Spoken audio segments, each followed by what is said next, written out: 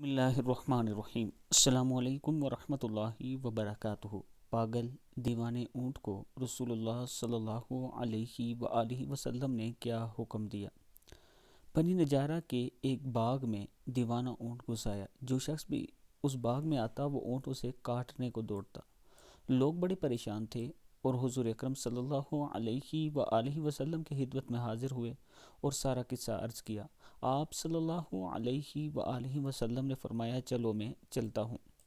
حضور صلی اللہ علیہ وآلہ وسلم اس باغ میں تشریف لے گئے اور اس اونٹ سے فرمایا، ادھر آؤ۔ اس اونٹ نے جب آپ صلی اللہ علیہ وآلہ وسلم کا حکم سنا تو دوڑتا ہوا حاضر ہوا اور اپنا سر حضور اقدس صلی اللہ علیہ وآلہ وسلم کے قدموں میں ڈال دیا۔ خاتم النبیین حضرت محمد صلی اللہ علیہ وآلہ وسلم نے فرمایا، اس کی نکیل لاؤ۔ حضور صلی اللہ علیہ وآلہ وسلم نے اسے نکیل ڈال کر اس کے مالک کے حوالے کر دیا اور اونٹ آرام سے چلا گیا۔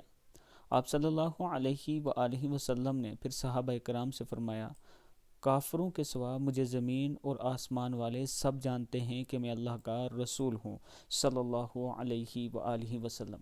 اللہ تعالی ہم سب کو بھی رسول اللہ صلی اللہ علیہ وآلہ وسلم کے حکم کے مطابق زندگی گزارنے کی توفیق دے۔ ویڈیو کو آپ دوستوں نے آگے ضرور شیئر کرنا ہے۔